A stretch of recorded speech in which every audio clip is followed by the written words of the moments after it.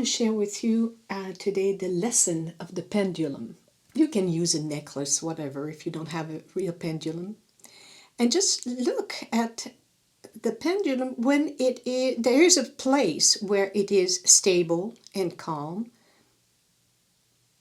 But the minute something hits it, it starts moving away from its point of equilibrium.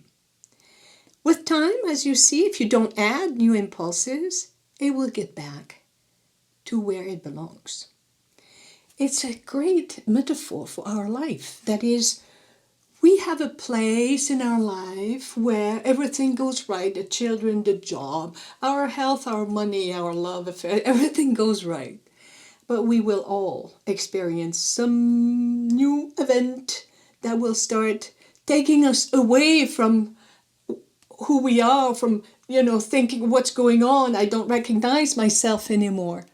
But if you stop adding new impulses via your thoughts, via, putting yourself in terrible situation, eventually it will get back to this point where everything is comfortable and stable.